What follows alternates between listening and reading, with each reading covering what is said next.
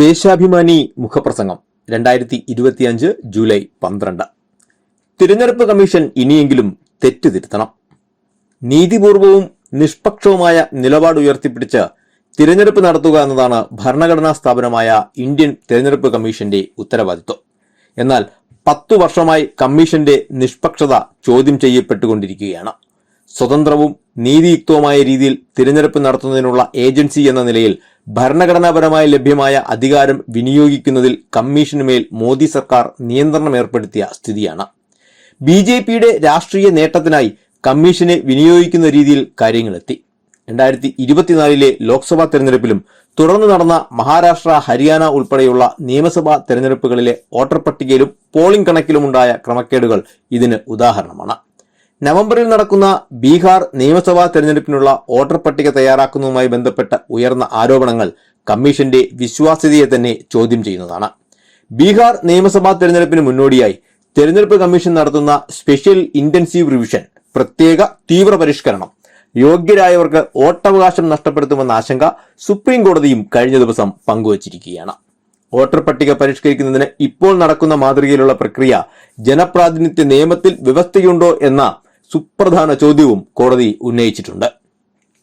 ബീഹാർ തെരഞ്ഞെടുപ്പിന് മുന്നോടിയായി നടത്തുന്ന വോട്ടർ പട്ടികയുടെ പ്രത്യേക തീവ്ര പുനഃപരിശോധനയ്ക്ക് ആധാർ, റേഷൻ കാർഡ്, വോട്ടർ തിരിച്ചറിയൽ കാർഡുകൾ സ്വീകരിക്കണമെന്ന് കമ്മീഷനോട് സുപ്രീം കോടതി നിർദ്ദേശിച്ചിരിക്കുകയാണ്. പിന്നാക്ക സംസ്ഥാനമായ ബീഹാറിലെ ബഹുഭൂരിപക്ഷം പേർക്കുമില്ലാത്ത 11 രേഖ ഹാജരാക്കണമെന്ന കമ്മീഷന്റെ ദുഷ്ടലാക്കിനാണ് ഇതോടെ തിരിച്ചടിയേറ്റത്. പ്രതിപക്ഷ പാർട്ടികൾ ഉയർത്തിയ സമാന ആവശ്യം ഏകപക്ഷീയമായി നിരാകരിച്ച കമ്മീഷന് കോടതി നിർദ്ദേശം വൻ തിരിച്ചടിയായി. ചട്ടത്തിൽ നിന്ന് വ്യതിചലിച്ചാണ് കമ്മീഷന്റെ പ്രവർത്തനമെന്ന് നിരീക്ഷിച്ച കോടതി തെരഞ്ഞെടുപ്പ് നടക്കാനിരിക്കെ എന്തിനാണിപ്പോൾ SIR നടത്തുന്നതെന്ന സുപ്രധാന ചോദ്യവും ഉന്നയിച്ചു.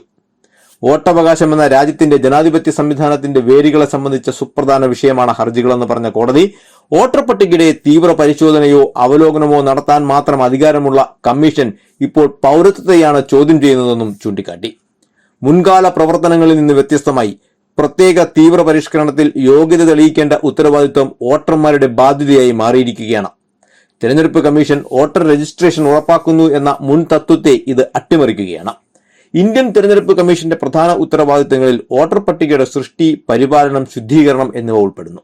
ഭരണഘടനയുടെ അനുച്ഛേദം 324, 1950 ജനപ്രാതിനിധ്യ നിയമത്തിലെ വ്യവസ്ഥകൾ, 1960 വോട്ടർമാരുടെ രജിസ്ട്രേഷൻ നിയമങ്ങൾ എന്നിവയുടെ ചട്ടക്കൂടിന് കീഴിലാണ് ഇവ നടപ്പാക്കുന്നത്. പുനരുദ്ധാരണ പ്രക്രിയ വിശദീകരിക്കുന്ന കമ്മീഷന്റെ കുറിപ്പനുസരിച്ച് വീടുതോറുമുള്ള സർവേകൾ, ഫീൽഡ് പരിശോധനകൾ, അവകാശവാദങ്ങളുടെയും എതിർപ്പുകളുടെയും പട്ടിക പരസ്യമായി പ്രദർശിപ്പിക്കൽ, റാൻഡം പരിശോധന, മേൽനോട്ടം വഹിക്കൽ, രാഷ്ട്രീയ പാർട്ടികൾക്ക് കരടും അന്തിമ വോട്ടർ പട്ടികയും പങ്കിടൽ, പേരുകൾ ഒഴിവാക്കൽ എന്നിവയാണുള്ളത്. വോട്ടർ പട്ടികകളുടെ സംഗ്രഹ പരിഷ്കരണം എന്നാണ് പ്രക്രിയയെ വിളിക്കുന്നത്. സ്പെഷ്യൽ ഇന്റൻസീവ് റിവിഷൻ എന്ന പ്രക്രിയയെക്കുറിച്ച് ഒരിടത്തും പരാമർശമില്ല. തിരിച്ചറിയൽ രേഖയായി കമ്മീഷൻ പരാമർശിച്ചവയുടെ പട്ടികയിൽ നിർണായകവും വ്യാപകമായി ലഭ്യമായതുമായ ആധാർ കാർഡും റേഷൻ കാർഡും ഉൾപ്പെടുത്തിയില്ല.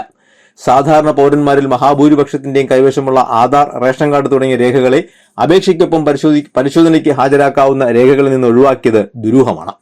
മതന്യൂനപക്ഷങ്ങളെയും ദളിതരും ആദിവാസികളുമടക്കം പിന്നോക്ക ജനവിഭാഗങ്ങളെ വോട്ടർ പട്ടികയിൽ നിന്ന് കൂട്ടത്തോടെ പുറന്തള്ളുക എന്ന ലക്ഷ്യത്തോടെയാണ് SIR എന്ന ആരോപണം ശക്തമാണ്.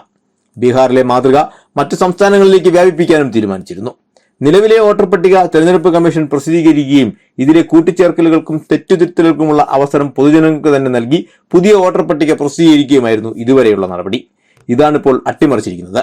പ്രായപൂർത്തി വോട്ടവകാശം എന്ന അടിസ്ഥാന ജനാധിപത്യ തത്വങ്ങളെയും ഭരണഘടനയെയും വെല്ലുവിളിച്ചുകൊണ്ട് തെരഞ്ഞെടുപ്പ് കമ്മീഷൻ ബീഹാറിൽ നടത്തുന്ന പ്രത്യേക തീവ്ര പരിഷ്കരണം അടിയന്തരമായി അവസാനിപ്പിക്കുകയാണ് വേണ്ടത്.